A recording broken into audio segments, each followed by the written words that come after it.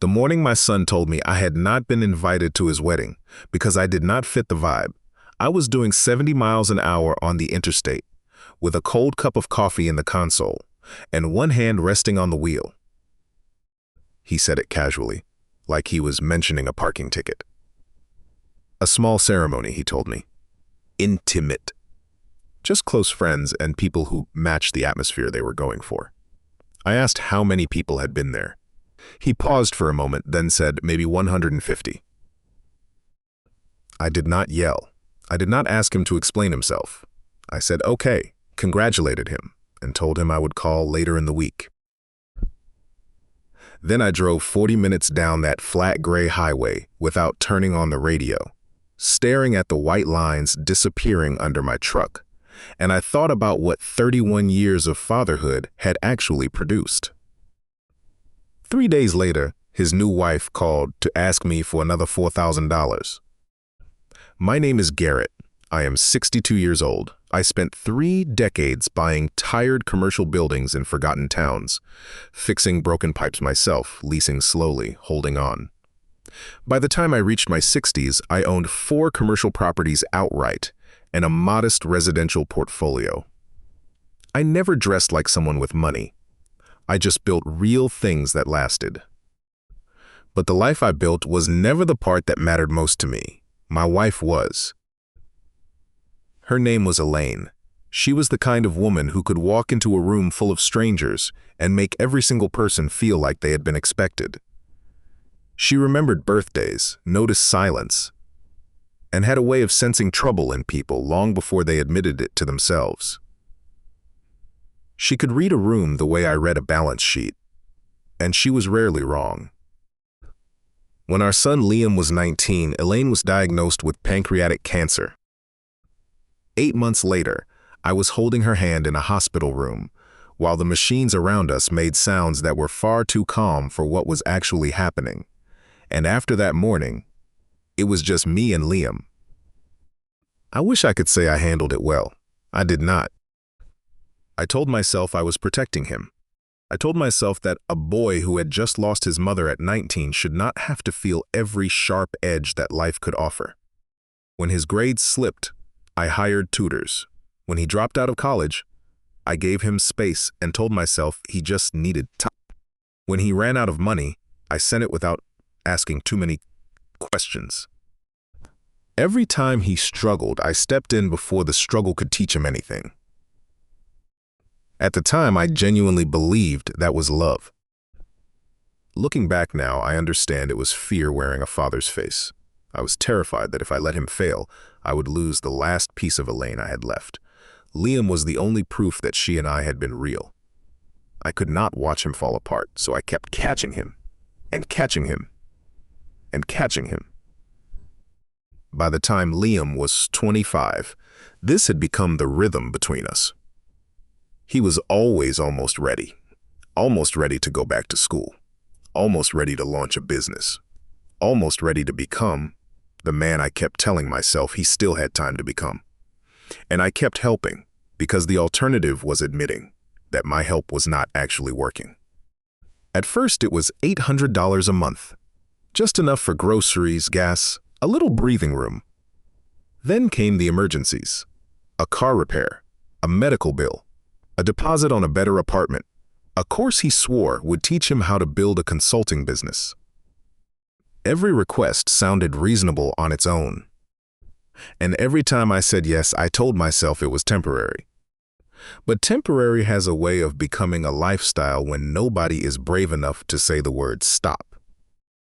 By the time Liam was 28, he was living with a woman named Adrian, and my monthly help had quietly become part of their household budget.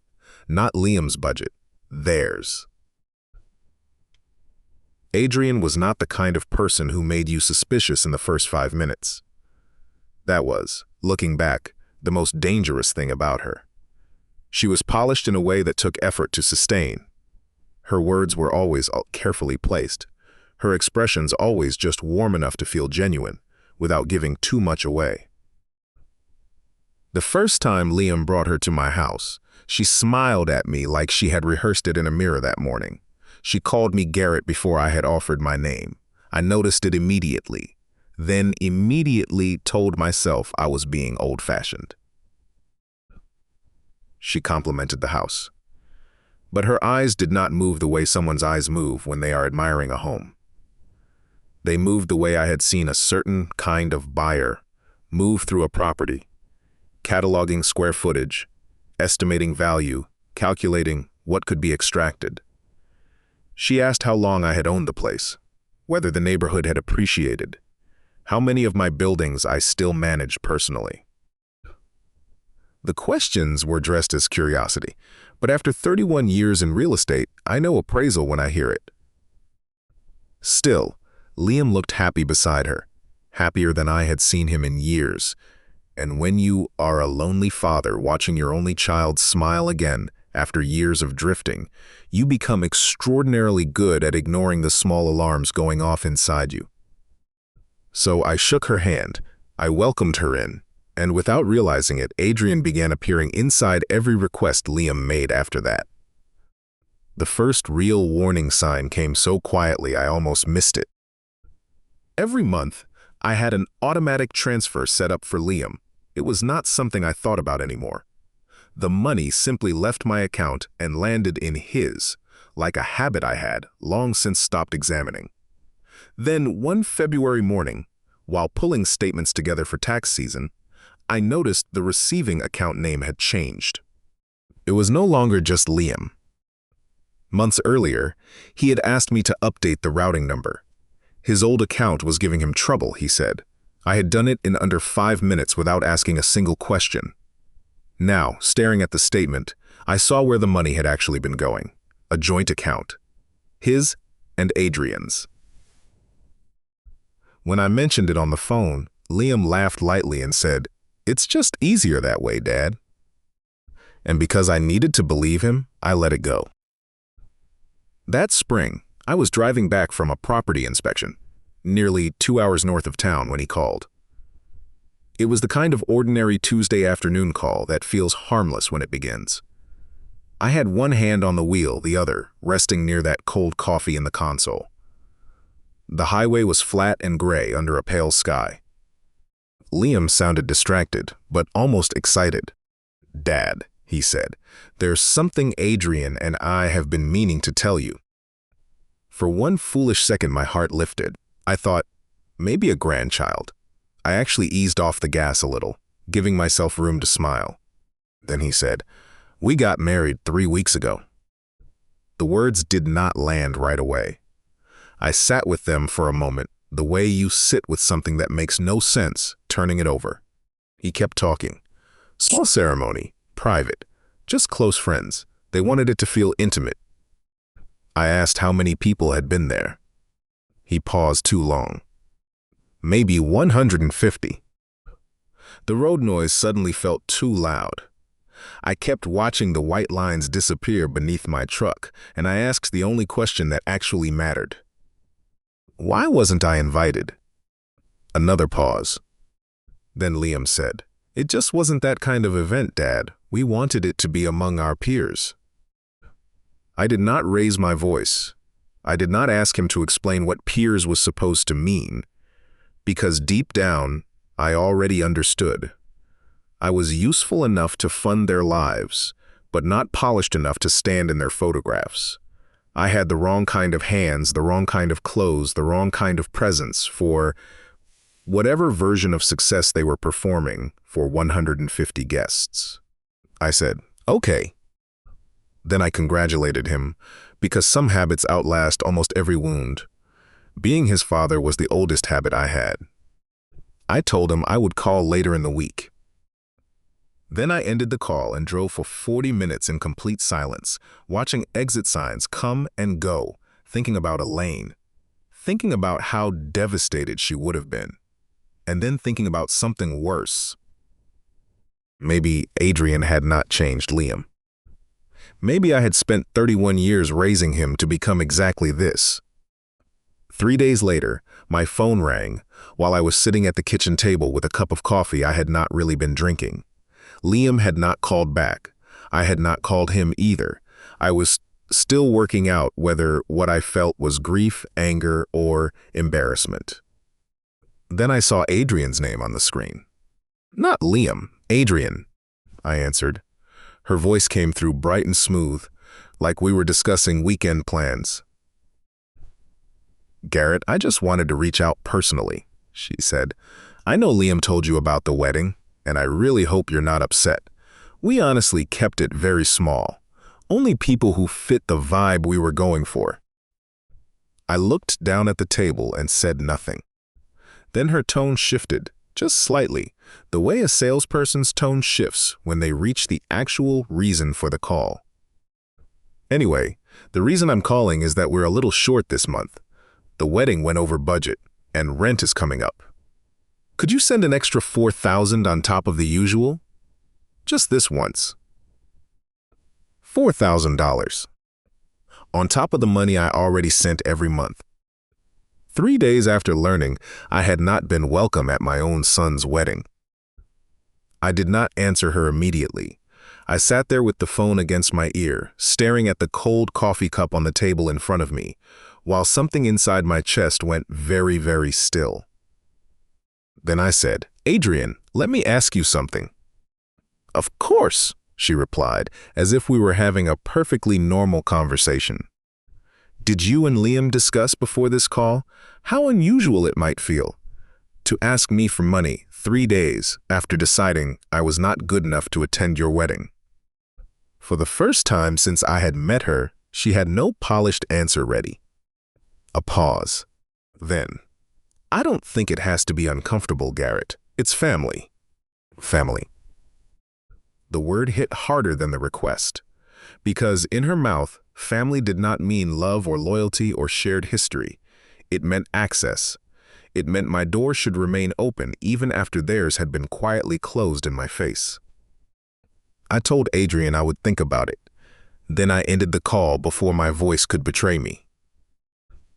For a long time, I sat at that kitchen table. The coffee went cold.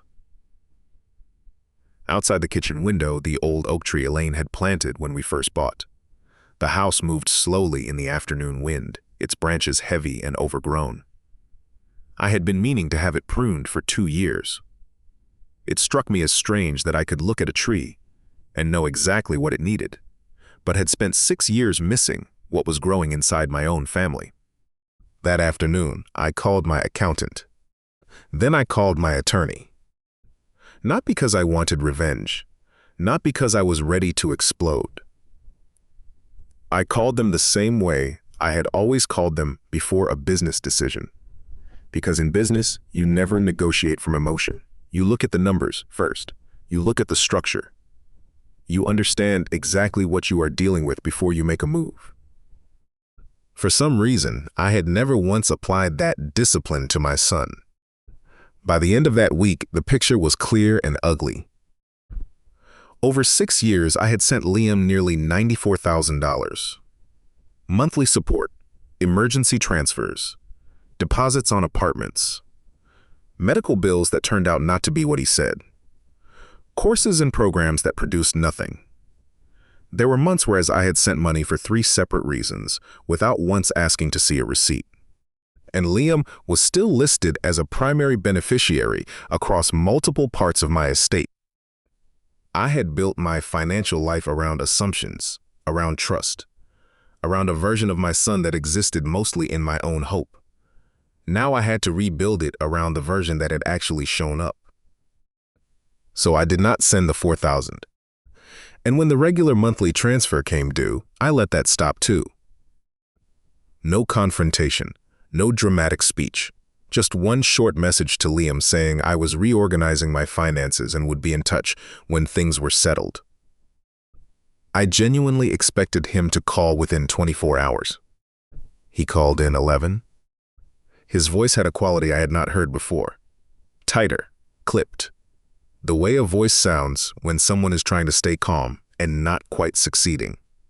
Dad, what's going on? Rent was due yesterday. I know, I said. So are you going to send it? I looked across the kitchen at the stack of papers on the counter. 6 years of numbers, 6 years of reasons, 6 years of me calling it love because calling it something else would have been too painful to carry. "No," I said. The silence that followed was heavy enough to have its own weight. "You're doing this because of the wedding," he said finally. "I'm doing this because of a lot of things I should have done years earlier," I told him. The wedding was just the morning I finally understood what I had been looking at. "That's not fair." I let a breath out slowly. "Liam, what part is unfair? The part where I spent 6 years paying for your adult life, or the part where you decided I was not the right kind of man to stand at your wedding?" He did not answer that, not really. Then he said something I do not think was intended to be cruel. It came out too naturally for that. "I thought you had more than enough." That sentence hurt more than anything else he could have said. Because it was honest, Liam was not trying to wound me. He genuinely believed that because I had more than enough, his taking did not count as taking. My comfort had made his dependence invisible, even to himself. He had not been calculating. He had simply never been given a reason to calculate. "I do have more than enough," I said quietly. "That was never the point." "Then what is the point?" "The point is that you never stopped to ask whether it was yours to take." Somewhere behind him on the call, I heard Adrian's voice, low, saying something I could not make out. Then I said what I should have said years ago. "I love you, Liam, but I am done funding a life you refuse to stand inside. If you want a father, I am here. If you want an ATM, that account is closed." He said nothing. I ended the call. For the next 2 weeks, the silence between us had a particular texture, not peaceful, not resolved, more like the air in a room after someone has slammed a door hard enough to leave the walls still trembling. Liam called twice. Both conversations circled back to money, not to the wedding, not to the word peers, not to the fact that his father had heard about the most important day of his life after it had already ended. Just rent, bills, due dates, and how impossible everything had suddenly become without the cushion they had forgotten was not theirs. Adrian called once. I watched her name light up my screen and let it go to voicemail. The message was 11 minutes long. I listened to the first 2. Her voice moved through calm, then wounded, then offended, as if I was the one who had done something wrong by refusing to keep paying for a life that had no room for me in it. I deleted it before the end. That afternoon, I sat with my attorney, and we went through everything. The beneficiary documents, the property arrangements, the estate plan I had built years ago around a version of Liam I still wanted to believe was coming. I did not change those papers to punish him. I changed them because hope is not a financial strategy, and I had confused the two for long enough. That was the hardest part to sit with. Not that Liam had become entitled. Not that Adrian had recognized an opening and walked right through it. The hardest truth was that I had helped build the opening. Every check I signed without requiring anything in return taught Liam that comfort was automatic. Every emergency I absorbed before he could feel it taught him that consequences were optional. I had spent 6 years calling it protection when it was really something I was doing for myself. Elaine had told me once, years before she got sick, Liam was 8 years old, asleep upstairs, and we were standing in the kitchen at the end of a long day. She looked at me and said, "Promise me you'll let him be uncomfortable sometimes. Don't fix everything for him." I promised her. Then she died, and Liam broke, and somewhere in the middle of my own grief, I forgot that love without limits is not actually love. It is guilt with better packaging. Almost 2 months passed before Liam reached out in a way that was not about money. It came as a long text on a Tuesday night just after 9. I saw his name appear and almost did not open it immediately. Part of me was tired of bracing for another request, but when I finally read it, something felt different, not polished, not carefully constructed. more like a person writing at the end of a long, hard day when the usual defenses are too exhausted to hold. He said he had been thinking. He said some of the decisions he had made were not ones he was proud of. He said the wedding should not have happened the way it did, that I should have been there. He did not explain why he had gone along with it at the time. He did not offer a reason for Adrian's role in it. He just admitted it was wrong, which, from Liam, was more than I had expected. Near the end, he mentioned that things between him and Adrian had become strained. Money was tighter than it had ever been. Arguments that had never existed before were happening regularly. Decisions that had once been easy, because I had quietly made them possible, now carried actual weight. I read that part twice. A few weeks later, he told me they had moved into a smaller apartment. Adrian had taken extra work shifts. Every bill on their kitchen counter had both their names on it now. Not mine, theirs. I did not feel satisfaction reading that. I want to be honest about that. There was no pleasure in imagining my son stressed, or his marriage under pressure. But there was something I recognized as important. For the first time in his adult life, Liam was standing inside the full cost of his own choices, and that, painful as it was for all of us, was the first real thing I had allowed him to experience in years. We agreed to meet for lunch on a Friday at a small diner halfway between his apartment and my office. I arrived 10 minutes early and sat facing the door, the way I always did in rooms where something mattered. When Liam walked in, I recognized the weight on his face. Not broken, not sick, just tired in the specific way that adults look when life has stopped offering them exceptions. He was alone. No Adrian beside him, no polished explanation waiting. Just my son, both hands in his jacket pockets, looking like he was not sure whether he deserved to be there. We ordered sandwiches. For a while we talked about nothing in particular. The weather, his week, a building I was considering. Then, near the end of the meal, he looked down at the table and said, "I'm sorry about the wedding, Dad." It was not enough, not even close to enough, but it was real, and I had not heard real from him in a long time. I looked at him for a moment before I answered. "Yeah," I said, "it was wrong." He nodded. He did not defend himself. He did not explain Adrian's influence, or say they were young and overwhelmed, or find a softer angle. He just sat there with the truth sitting on the table between us, and I let him sit with it. That was new for both of us. When the check came, I paid it. Maybe I should not have. Maybe some people would say even that was too much too soon. But being a father is not a switch you turn off. The difference was that this time, I was not paying to rescue him from something. I was paying for lunch with my son. In the parking lot, he stood beside his car and looked younger than he had in years. "I don't know how to fix all of this," he said. "You don't fix it with one lunch," I told him. "You fix it by becoming someone I can trust again. That takes time. And it takes different choices." He nodded slowly. Then I hugged him. Not because everything was repaired.